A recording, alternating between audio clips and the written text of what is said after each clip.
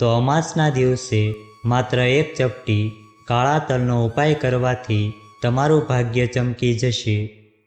અષાઢ મહિનાની અમાસ 4 ઓગસ્ટ 2024 અને રવિવારના દિવસે છે। આ દિવસે તમારે એક ચપટી કાળા તલનો ઉપાય જરૂર કરવો જોઈએ। અષાઢ મહિનાની અમાસનો આ દિવસ એટલો ખાસ, એટલો મહત્વનો છે કે મોટી પૂજા અને અનુષ્ઠાન કરવાથી જે મનોકામના પૂરી નથી થતી તે આ એક ચપટી કાળા તલનો ઉપાય કરવાથી થઈ જાય છે। ઘણા લોકોએ આ ઉપાય કર્યો છે અને તેમને આ ઉપાય કરવાથી ચોક્કસપણે પરિણામ મળ્યું છે। આવો દિવસ વર્ષમાં માત્ર એક જ વાર આવે છે। જો તમે પણ અષાઢ મહિનાની અમાસના દિવસે આ એક ચપટી કાળા તલનો ઉપાય કરવા માંગો છો તો પહેલાં આ ઉપાયને સારી રીતે સમજી લો, તેને સાંભળી લો અને પછી આ ઉપાયને જરૂર કરજો। તમને આ ઉપાયનું ફળ ચોક્કસ મળશે। આ ઉપાય વિશે સંપૂર્ણ વિગતવાર જાણીએ તે પહેલાં આ વિડીયોને લાઈક કરજો, ચેનલને પણ જરૂરથી સબસ્ક્રાઈબ કરજો અને કોમેન્ટ બોક્સમાં હર હર મહાદેવ, જય શ્રી કૃષ્ણ, જય શ્રી રામ જરૂરથી લખજો અને આ વિડીયોને છેલ્લે સુધી જોતા રહેજો।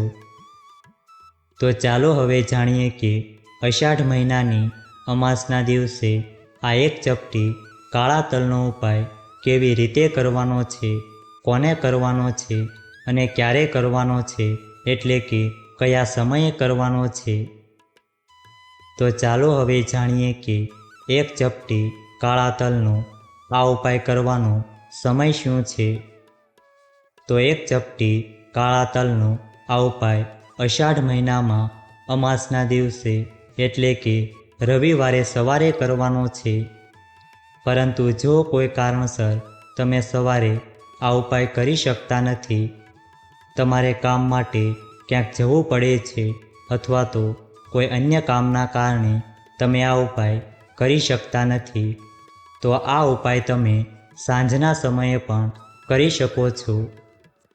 હવે તમને મનમાં પ્રશ્ન થતો હશે કે આ ઉપાય સાંજના સમયે કેટલા વાગે કરવાનો છે। તો પ્રદોષ કાળના સમયે આ ઉપાય કરવાનો છે। પ્રદોષ કાળનો સાંજનો સમય 6 વાગ્યાથી 7 વાગ્યાની વચ્ચેનો હોય છે। અષાઢ મહિનાની અમાસ 4 ઓગસ્ટ 2024 અને રવિવારના દિવસે છે। આ દિવસે તમે એક ચપટી કાળા તલનો આ ઉપાય કરી શકો છો। આ દિવસ આખા વર્ષમાં માત્ર એક જ વખત આવે છે।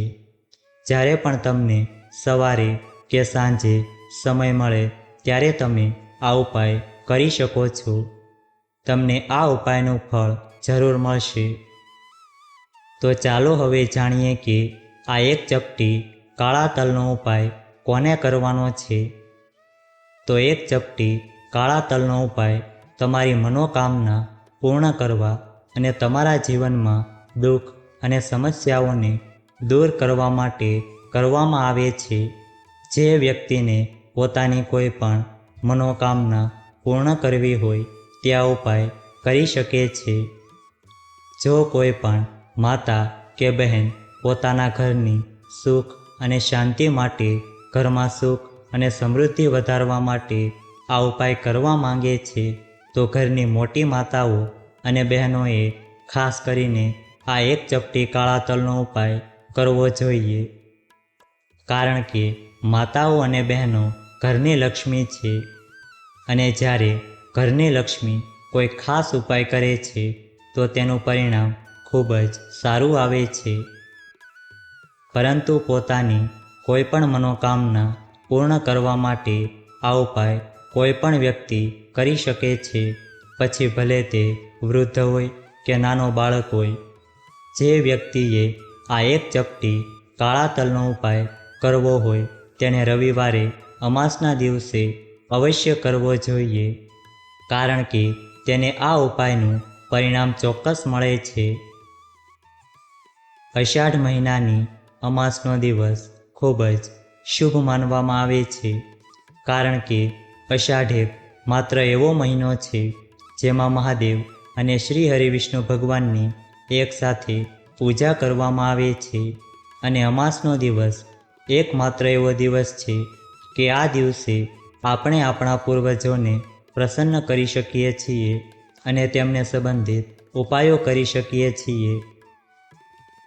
તો ચાલો હવે જાણીએ કે આ એક ચપટી કાળા તલનો ઉપાય કેવી રીતે કરવાનો છે. આ ઉપાય કરવા માટે તમારે સૌથી પહેલાં એક ચપટી કાળા તલ લેવાના છે. હવે આ કાળા તલનો સંબંધ શ્રી હરિવિષ્ણુ સાથે જોડાયેલો છે અને કાળા તલનો સંબંધ આપણા પૂર્વજો સાથે પણ જોડાયેલો છે. આપણા પૂર્વજોને પ્રસન્ન કરવા માટે આપણે જે પણ ઉપાયો કરીએ છીએ તેમાં કાળા તલનો ઉપયોગ ચોક્કસ થાય છે. અહીં કાળા તલ લેવાના છે, સફેદ તલ નહીં. 2 પ્રકારના તલ હોય છે, એક સફેદ અને એક કાળા, જેમાંથી તમારે એક ચપટી કાળા તલ લેવાના છે. અને જે પાણીથી તમે સ્નાન કરો છો તેમાં એક ચપટી કાળા તલ નાખવાના છે. અને પછી તે સ્નાન કરવાના પાણીમાં થોડું ગંગાજળ નાખવાનું છે. અને પછી હર હર ગંગે બોલીને સ્નાન કરવાનું છે. આ ઉપાય કરવાથી તમારા જીવનમાં સુખ અને સમૃદ્ધિ આવશે. તમને શ્રી હરિવિષ્ણુ ભગવાનના અને માતા લક્ષ્મીના આશીર્વાદ મળશે. તમારા પૂર્વજો પણ તમારાથી પ્રસન્ન થશે. તમારા જીવનમાં આવતી સમસ્યાઓ દૂર થશે. જે વ્યક્તિ પાણીમાં એક ચપટી તલ અને ગંગાજળ ભેળવીને સ્નાન કરે છે તેના જીવનમાં સુખ અને સમૃદ્ધિ આવે છે. જીવનમાંથી દરેક પ્રકારના દુઃખ, સમસ્યાઓ, મુશ્કેલીઓ અને વેદનાઓ દૂર થાય છે. ખાસ કરીને અષાઢ મહિનાની અમાસના દિવસે એક ચપટી તલ અને ગંગાજળ ઉમેરીને ચોક્કસપણે સ્નાન કરવું જોઈએ. આ ઉપાય કરવાથી તમને તેનું ચોક્કસ ફળ મળશે. તો ચાલો હવે બીજા ઉપાય વિશે વાત કરીએ, જે તમે અષાઢ મહિનાની અમાસના દિવસે રવિવારે કરી શકો છો.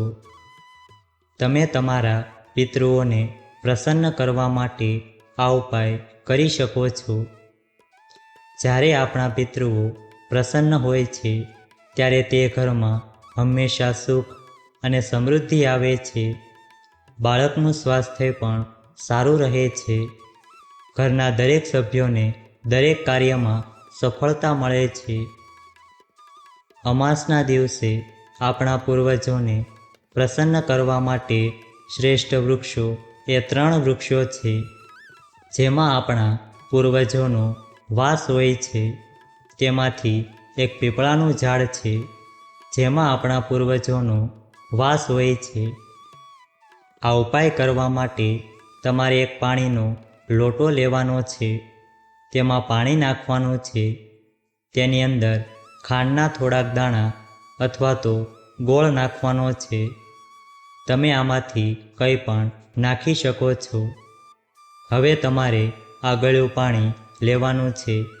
તમારે આ પાણી પીપળાના ઝાડ નીચે અને પીપળાના ઝાડના મૂળમાં અર્પણ કરવાનું છે. જે વ્યક્તિ અમાસના દિવસે સવારે પીપળાના ઝાડને જળ ચડાવે છે તેમના પૂર્વજો તેનાથી ક્યારેય નારાજ થતા નથી. તેના ઘરમાં ક્યારેય કોઈ દુઃખ નથી રહેતું. અમાસના દિવસે તમારા પૂર્વજોને પ્રસન્ન કરવા માટે આ ખાસ ઉપાય કરો. તો ચાલો હવે ત્રીજા ઉપાય વિશે વાત કરીએ.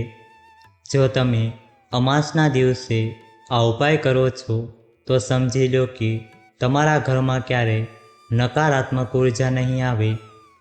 કારણ કે અમાસનો દિવસ કોઈ સામાન્ય દિવસ નથી. અમાસનો દિવસ ખૂબ જ શુભ હોય છે અને આખા વર્ષમાં અષાઢ મહિનાની અમાસ એક જ વખત આવે છે. એટલા માટે આ ઉપાય જરૂર કરજો. આ ઉપાય કરવા માટે તમારે 2 કપૂર લેવાના છે અને તમારે 4 ફૂલવાળા 2 લવિંગ લેવાના છે અને તમારે આ 2 વસ્તુ કોઈ પણ વાસણની અંદર રાખવાની છે અને તેને સળગાવીને તમારા ઘરમાં તેનો ધુમાડો કરવાનો છે. આ ઉપાય કરવાથી તમારા ઘરની બધી નકારાત્મક ઉર્જા કે નજર દોષ દૂર થઈ જશે. તમારા ઘરમાં સકારાત્મક ઉર્જાનો વાસ થાય છે. આ ઉપાય તમારે જરૂર કરવો જોઈએ. જો આ વિડીયો તમને પસંદ આવ્યો હોય તો વિડીયોને લાઈક કરજો, ચેનલને પણ જરૂરથી સબસ્ક્રાઈબ કરજો અને બાજુમાં આપેલા બેલ આઇકનને પ્રેસ કરીને ઓલ ઉપર સિલેક્ટ કરી લેજો, જેથી તમને વિડીયોની નોટિફિકેશન સૌથી પહેલાં મળતી રહે. અને કોમેન્ટ બોક્સમાં જય શ્રી હરિવિષ્ણુ અને હર હર મહાદેવ જરૂરથી લખજો. અને આ વિડીયોને છેલ્લે સુધી જોવા બદલ આપનો ખૂબ ખૂબ આભાર.